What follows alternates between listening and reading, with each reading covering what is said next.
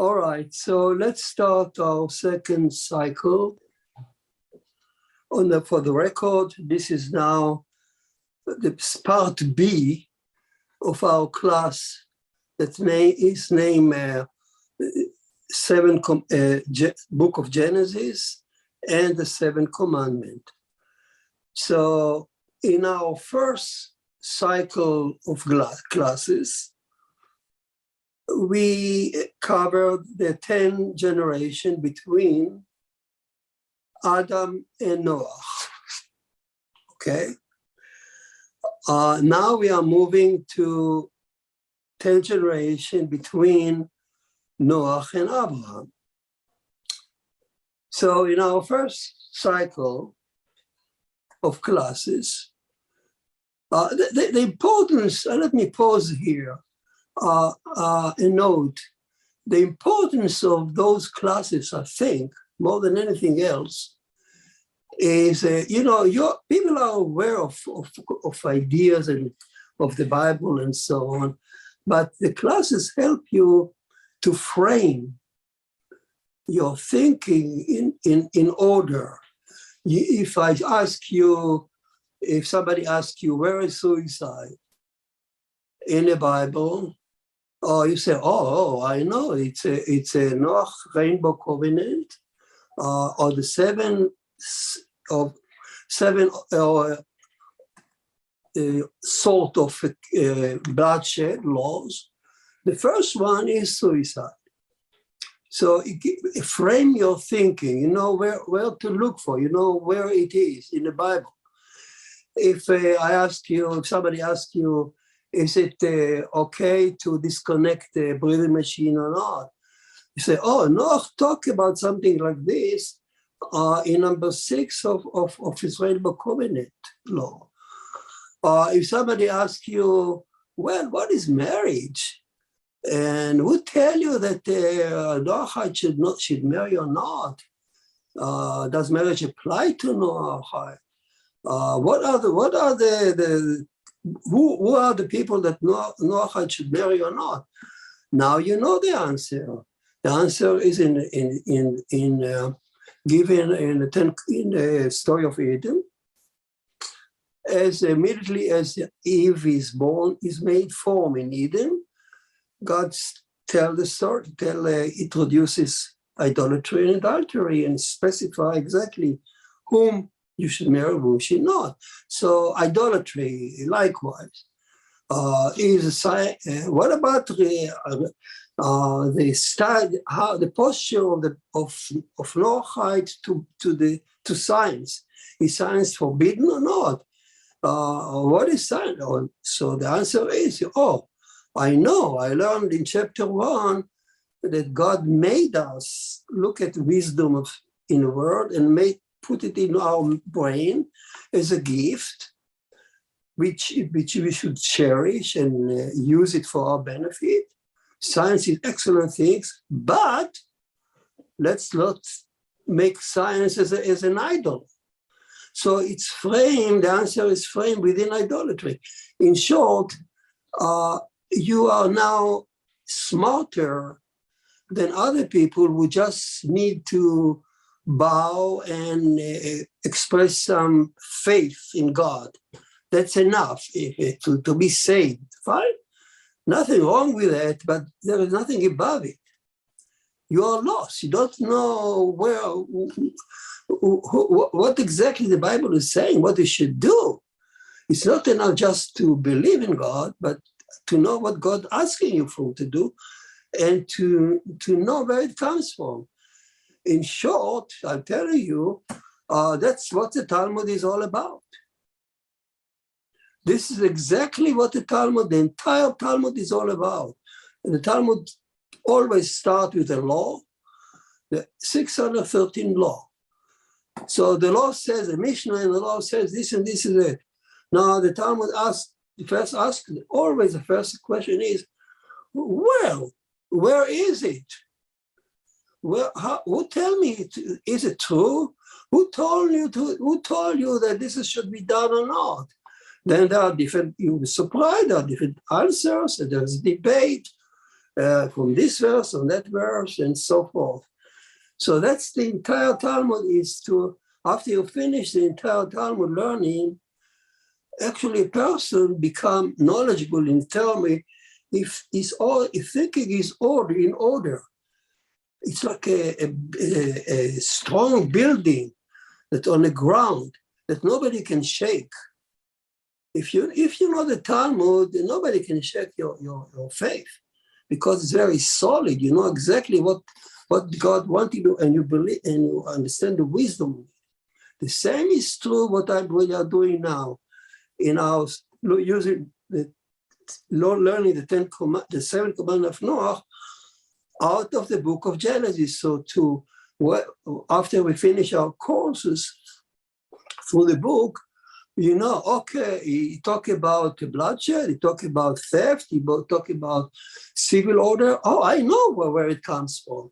I know what he tell me, because usually when the Torah present a law like bloodshed, it presented in a biblical magnitude. So bloodshed is rainbow covenant. In order to understand, it's not just a law, do not kill, because it's not good for the society. Do not kill because it's against it's against cruelty in your heart. It's offensive against merciful one. It can brought upon us the flood, and so on. So again, it comes as a package. You see the segment where the Torah speak about it. The entire segment around it give you the notion idolatry. Idolatry is not just a foolish thing that in the past, you know, people bow to spirit and this superstition. It's not idolatry. Idolatry is wow. Idolatry. If idolatry entail knowing who is God, you don't need just to worship idols. You need to know whom you should worship. Who is God? You know, so it comes in detail. Suddenly you learn that the idols are within you. Your desire that God gave you as a present, enrich your life and make us Homo sapiens smart and artistic creatures and so on. That's also the nucleus of idolatry. It's part of our idolatry trial. So suddenly, what I'm saying, idolatry is coming with the whole package. Now you learn that Adam is actually born with this tendency to be drawn and be fascinated by things so much that he can actually worship in it.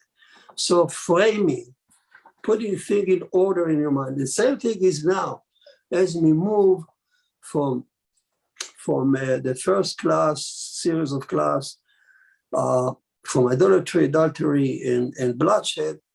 Now we move to number 4 is theft.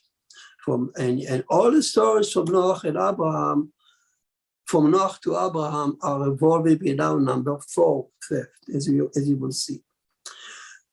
So again, let me repeat in kind of what I've just said.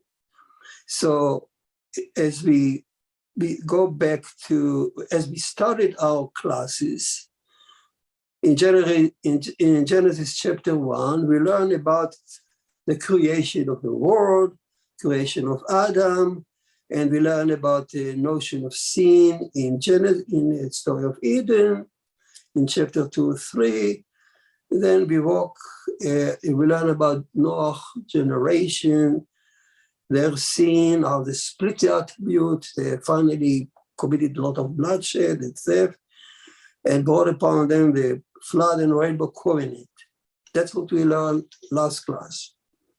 Now, in the second part of our classes, we will cover the next 10 generations, a long period between Noah and Abraham. Of course, we're not going to study every detail, but in bird view, enough to understand what we are talking, what the Torah wants from us. So we're going to learn about the 10th generation between Noah and Abraham. And we will also, our goal is to, in fact, our goal is to learn what was special about Abraham, why Abraham so important. Turn out it's not that he was just believe in God. Noah also believed in God. Adam believed in God. So what was special about Abraham in his faith? And what is circumcision? What is circumcision all about suddenly?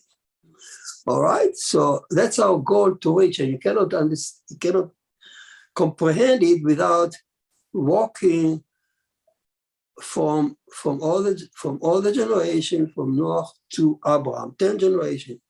The Torah presents them in order to explain what the circumcision and Noah, Abraham is all about. Remember that Abraham was not a Jew, as people think. Abraham, according to the Rambam, Abraham, the same is true with Isaac and Jacob, they were Noahide.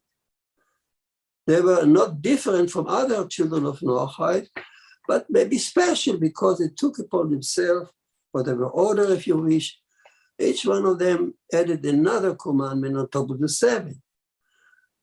Abraham got 8, Jacob got 9. So the question is why? What's all about? Why did God had to add 2 more about on top of Noah 7? And why should we learn about them? Because we should learn about them because they are also Noahide.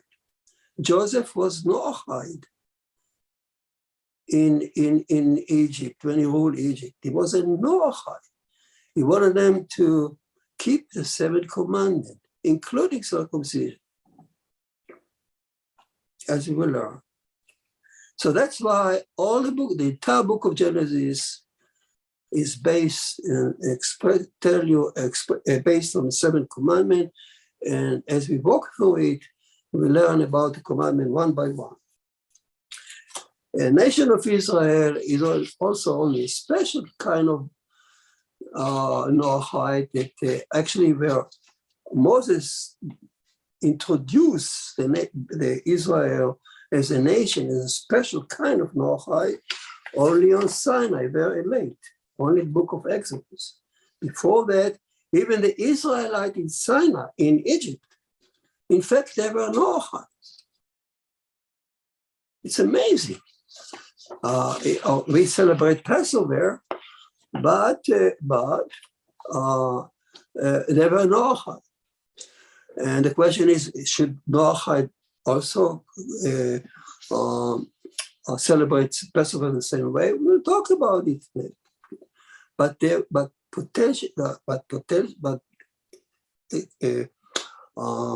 Conceptually, until Sinai, everything was Noahide. So again, if you walk to remind ourselves, in chapter 1, Adam is born to withstand challenge of idolatry. God spoke in plural. I just recall what we learned from last classes. So idolatry, number 1 of Noahide, was introduced in chapter 1. Then through the chapter 2, from 2 to 4, the story of Eden, Adam and his wife were formed to withstand, beside idolatry, also adultery. Immediately as Eve was born, he said, therefore a man should leave his father and his mother, cleave to his wife, and they become one. We become one flesh. So Eden is a source of idolatry commandment and marriage. And then after chapter 4 to 10 of the story, from Eden to the flood, the story starts with Cain and Abel, the first murder, and then the entire package of stories. We didn't go one by one, but we spoke about kind of bird view. But if you go in detail, actually all the stories there are about bloodshed and theft, which together called Hamas. And so that's number 3 of Noahide commandment. And finally culminated in the Rainbow Covenant, that the entire Rainbow Covenant is just about bloodshed law. So nobody can say, "Oh no, I don't believe in it. I don't believe in 7th commandment." Yeah, well, I believe in the Bible, but I don't see the 7th commandment. Of course, you don't know how to read it. The Bible itself, to walk around from idolatry in chapter 1, adultery in Soul of Eden, and bloodshed rainbow. The whole Rainbow Covenant is just about, not about philosophy, not about God and angels and who knows what, about simple mundane thing, killing, murder. That's what the Rainbow Covenant is all about. So now we are about to enter the new field as we move now to the 10th generation that let's separate Noah from Abraham. And amazingly, the story is so important. The Torah the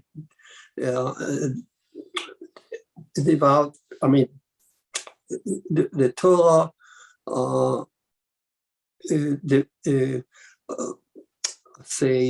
the Torah dedicate so much space, so much stories from Abraham until from Noah until the circumcision. So many stories, and all of them evolve around number 4, 5th, as we will see. Again, it's not just about philosophy and new God and a new religion, and no, it's not about Noah, number 4. It's so important. But you ask me 5th. Now 5th, well, I know, you just told me that in Noah time, people committed theft and murder, and that's why the flood came, that called Hamas. So the theft was committed also in the generation of Noah. There were evil people committing theft. So why suddenly we talk about Abraham, the generation after Noah, we say, oh, there is a difference. To remind you, the theft that was done in Noah time, we did go it in detail, but we mentioned it, were committed on the individual level, on the street, by gangs, two Balkan infamous gangs that committed, they robbed people on the street, they stole, they raped, but on individual. There was no armies. There were bands, gangs, headed by Tubal Cain, which was Noah's brother-in-law. He invented new metal. He became very strong, kind of military strong. Nobody could win a battle with this gang. And they roamed the streets and they did whatever they wanted. They called children of Elohim, and the Torah said that they took women as they wished. And they robbed and stole, not only women, but the other things too, as they wished. But it was done on individual level. They could break into a person's home, ransack it, rape his wife, but it was individual. Whereas from Abraham onwards, we are talking about a new level of nations, invading nations, of empires. So here we are talking about a level of theft of territories and slaves, people abducted to work as slaves for the rest of their life to enrich the owner in a large scale that was never seen in Noah's time. So that's what bothered Abraham. Abraham was born into society which is ruled by large empire, nations, empire, alliances that roam around the territories and subdue people to pay taxes. There's a 4 nations of the north coming to fight the 5 nations in the south there, and so forth. Indeed, in the year 2500 BC, as the scholar said, this is the first empires that came out both in Mesopotamia and in Egypt. Each one of them, followed by Assyrian and Babylonian, that they had no problem in invading other nations, subduing them, ask for taxes with armies and enslave them, became rich and powerful. That was not seen in Adam in the time of Noah. And that kind of theft in large scale, that's what they are talking about now. Again, if I sum up, there is a increasing level before we dive into Noah, into the generation after the flood. One more point.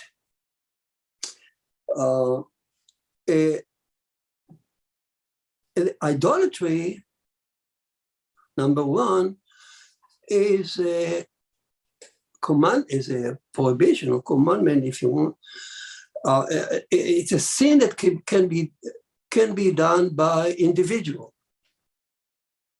Adam himself, as he was born even in Eden, even before the woman.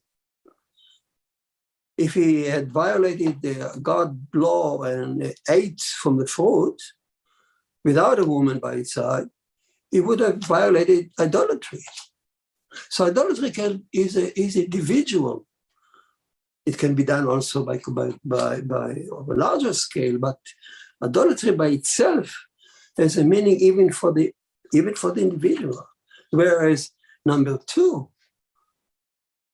if you think about it, number two, adultery, now you need two parties for the tango. You need the couple or married couple, not only a married couple, but now you need a third party that will commit the adultery. In Eden, it was serpent. On earth, it's the third party. So we climb up from individual to the couple or to a small community. Now, this is so climbing up from idolatry, first chapter, to adultery, second chapter, climbing up in the level of people involved.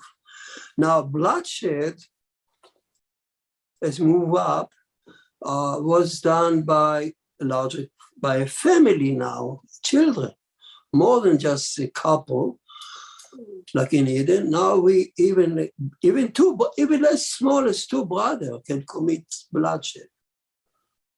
How much more so two villages side by side. So we're moving up in the scale. And now, of course, as we just said, theft including abduction, is done first individual on a large scale in Noah's time, but in a huge scale, in a unproportionately large scale in Abraham's time. So we move up, as we move up in developing evolution of human society, from a family to a tribe to a nation, the meaning of those commandments become more applicable, and also the meaning is changing.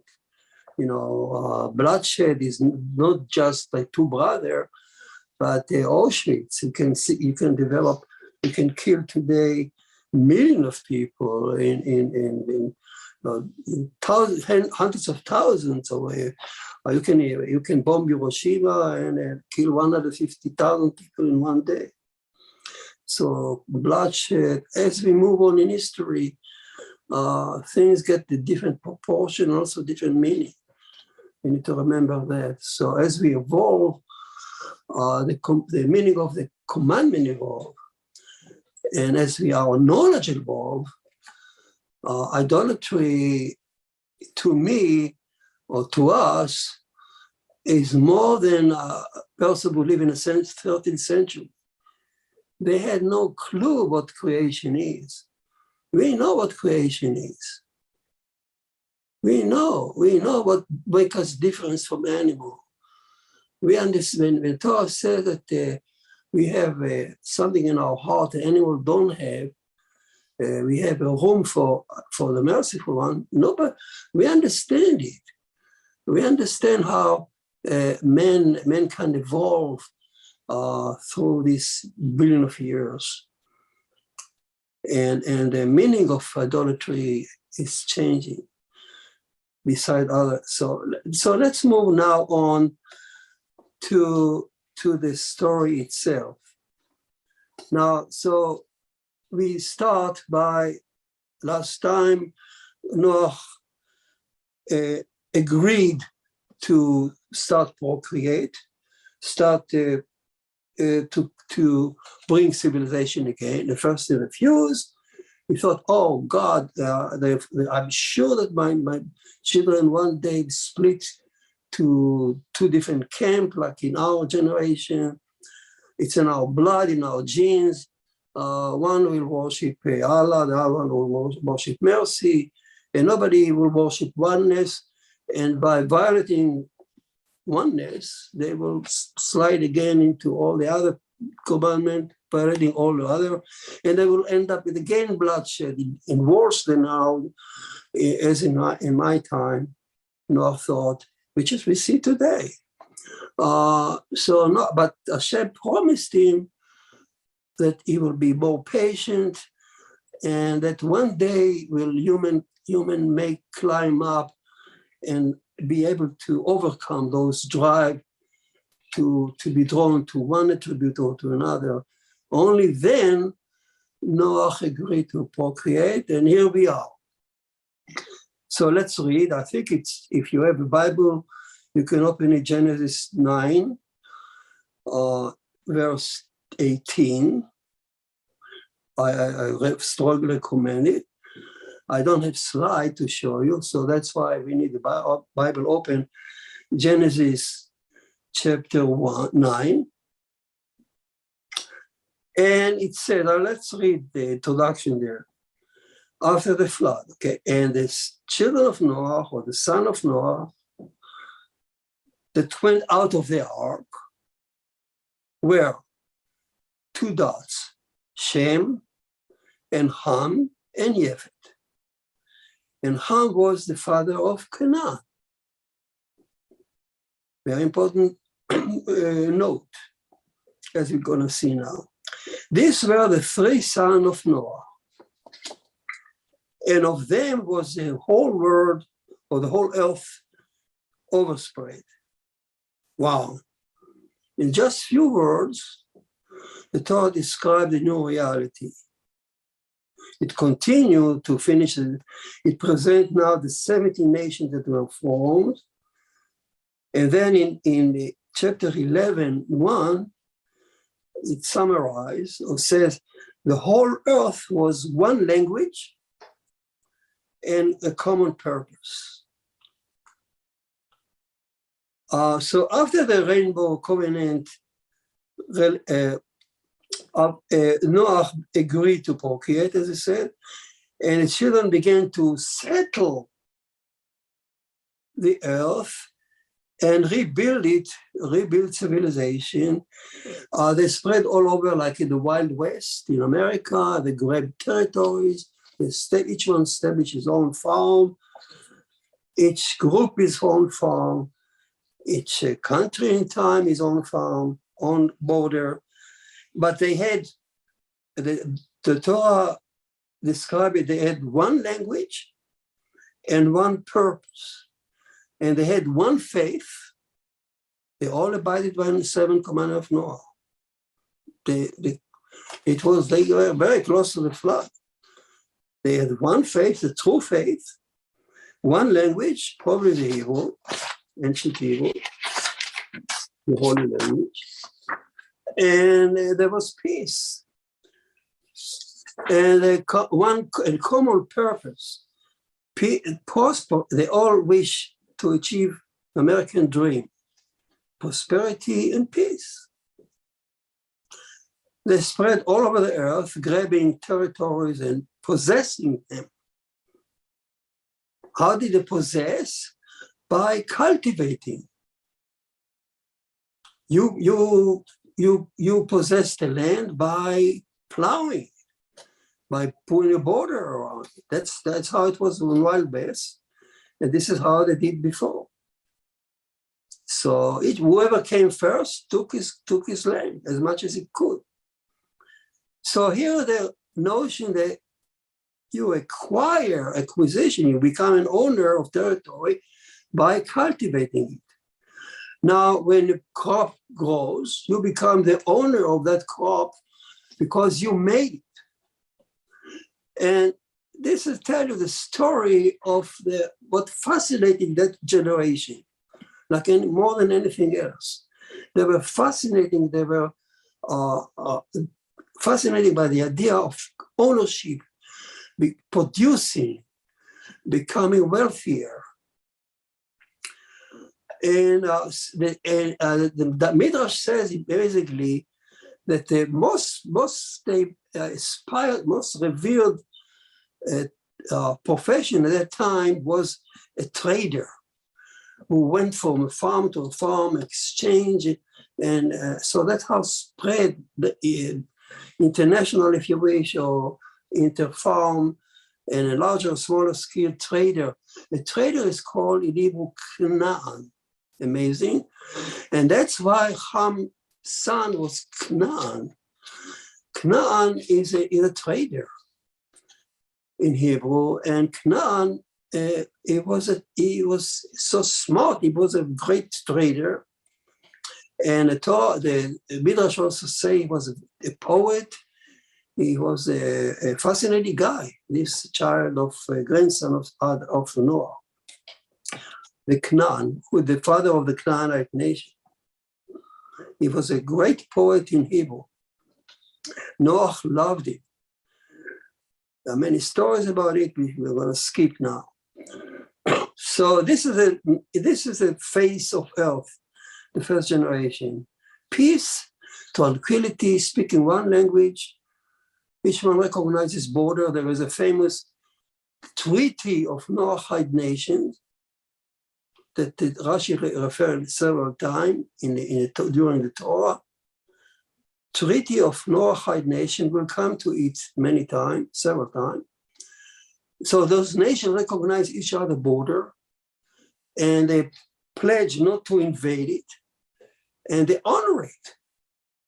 Peace on earth, one language, one faith, the dream of the United Nations come true. Wow, we only dream that this will happen one day. And this has really happened already. So the question is how come from such a ideal condition humanity degraded? Oh, that's the story of Babylon, of the Tower of Babylon will tell you that, how it happened. But this is how it started. Ideal 70 nations. Not only the Midrash will come to it, the Midrash also add that not only so peaceful they were and so beloved, that the angel, so to speak, the angel in heaven formed 70, a choir of 70 angels, that they chant every morning, holy, holy, holy. We'll come to that. Shem, the whole earth is full of his glory. Holy, holy, holy. The whole earth is full of glory. They chant it every morning as the sun rises up, as the sun rotates through the earth. Each nation wake up, group of nations wake up, and their angels sing in harmony. Holy, holy, holy, holy, holy, holy. And through the day, we'll come to that fascinating choir as you learn more about Noahide nations and a way to pray. So here we are, peace, tranquility, even angelic choir in heaven that sing Hallelujah, Hallelujah, as introduced by David later. But holy, holy, holy, Isaiah, the prophet Isaiah speak about it. And prayer, our prayer, refer to it in great, great way. We'll speak about it. So now it's it's an ideal situation, but as you might expect, humankind, human heart has a lot of fault. And here comes the story of the opposite. As holy, holy, the angels sing holy, holy in heaven, somebody on earth desecrate God's name. And who is that? Surprise, Noah. Noah is falling down.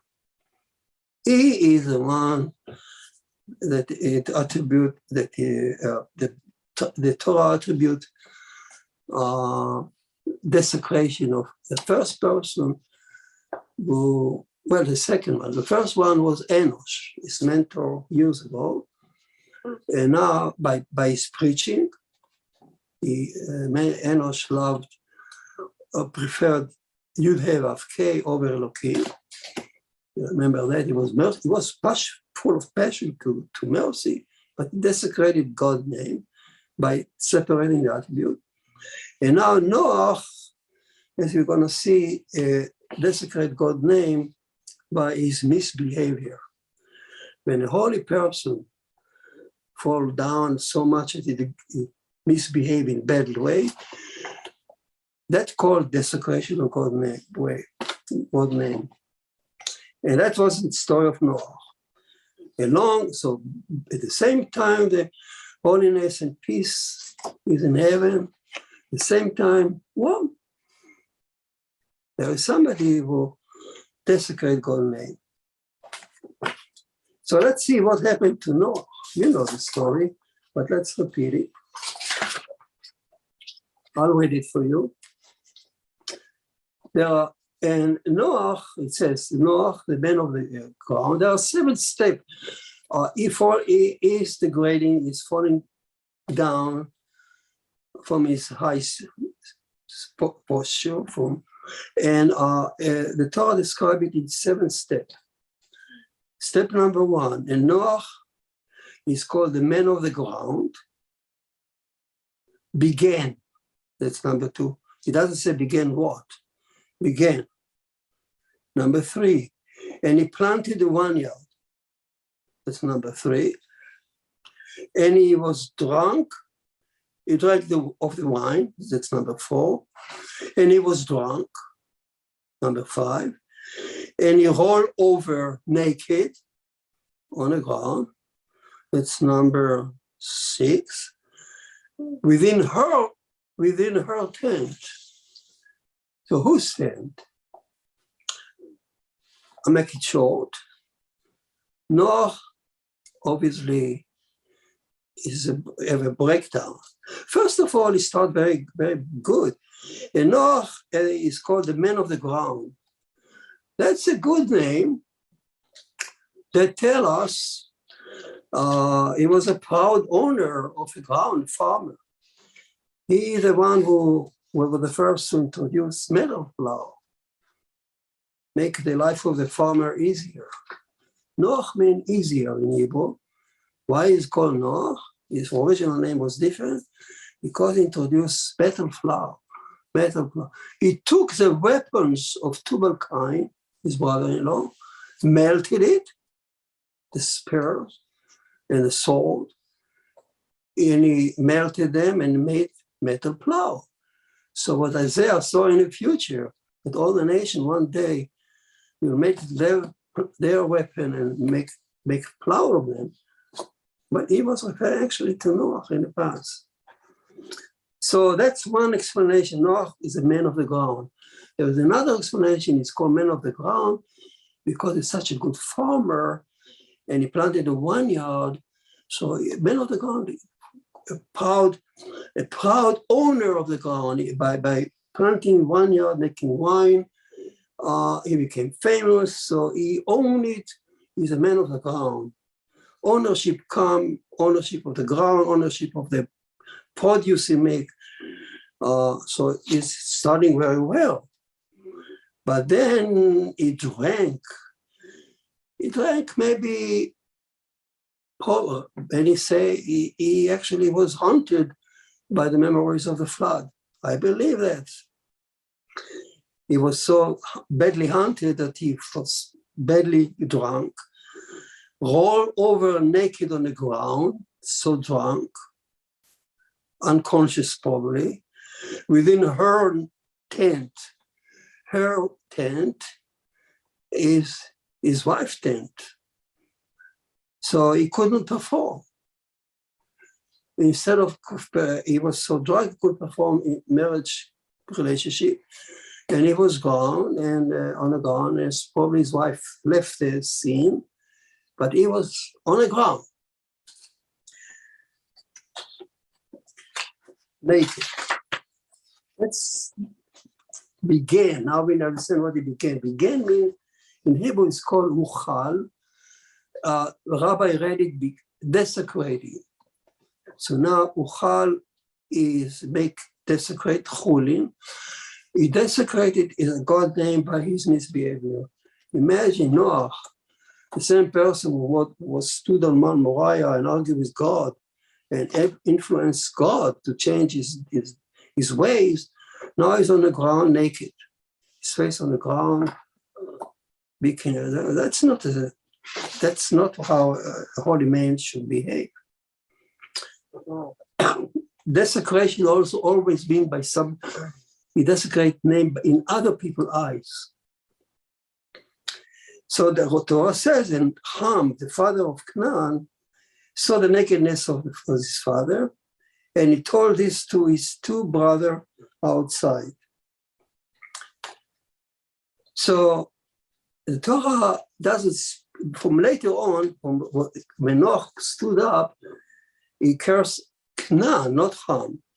So the rabbi said, no, it was Canaan who saw first Noach on the ground. So the grandson, who Noach loved so much, this poet, sensitive poet, came and saw his grandfather naked on the ground, and he did nothing. He just laughed.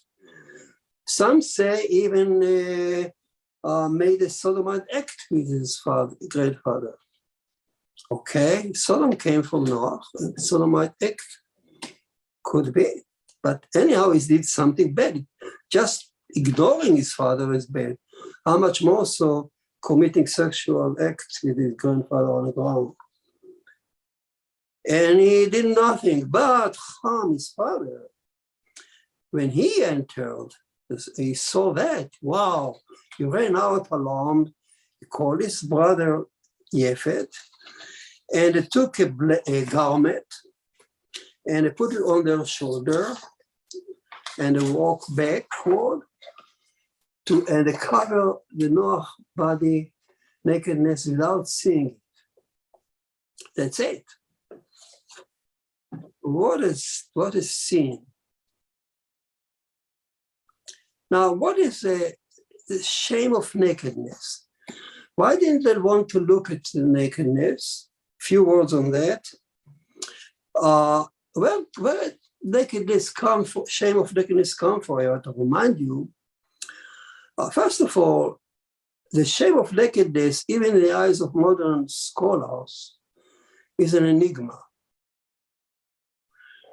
Since it is not found in animal kingdom, there is no animal with shame of nakedness.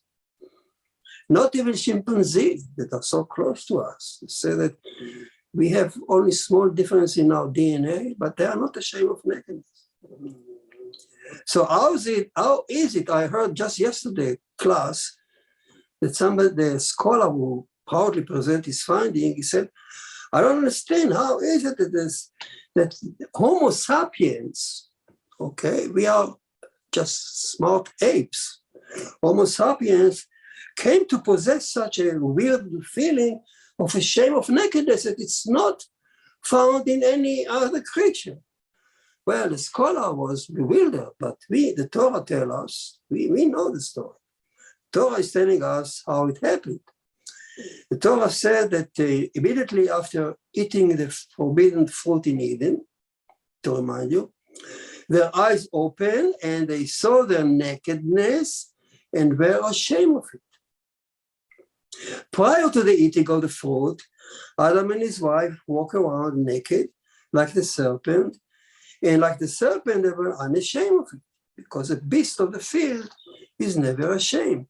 So that level before the eating of the fruit, the spiritual level were not different than the serpent. But after the eating, as we already learned, immediately after the eating the food, the first thing that they did, they covered the nakedness. Because having perception of you derogate your heart, that makes you different from Homo sapiens. That makes you different from an ape. We are ashamed of our nakedness as long as we perceive YHVH. And there's no human being that doesn't have that perception in his heart. Because what happened in Eden is our cradle. That's where we are born. So now we know that now when they came in, and those children were righteous sons. They had a strong perception of YHVH in Iran. They kept the seventh commandment. They knew the meaning. And they couldn't even see, they went backward. They couldn't see the father nakedness on the ground. First of all, honoring father and mother. That's part of the seventh commandment. But also not only that, how do you honor it? Not just giving him honor, sitting here, grandpa sit here, grandpa sit here, they want drink. They don't want to watch, they're afraid to watch their nakedness because of perception of their heart. And they cover the father nakedness. What is the importance of that story? Why is it told? What is the meaning of that? The Talmud says, you know what? And when Noah woke up, he blessed, the famous blessing. First of all, he cursed Canaan, that he would be slave to a slave. We talk about this verse later on. But he also blessed Shem, who was a foremost leader here. And he said, beautify, let Yefet be beautified in the tent of Shem. Let him dwell in the tent of Shem. So the rabbi took it, the tradition took it, that Shem was given the honor, the privilege of wearing a prayer shawl when he stand in prayer before YHVH, like in prayer, because Shem is now the spiritual leader of the family. When he presents the rest of the family in front of Hashem, he should wear a blanket or garment covering from his head 2:2. That's the basic of the talit, prayer shawl. Israel had on top of the talit also fringes that represent the 613 commandment of Sinai. But Noahide, who dwell in the Shem tent here, should also cover their body with the talit when they stand in prayer.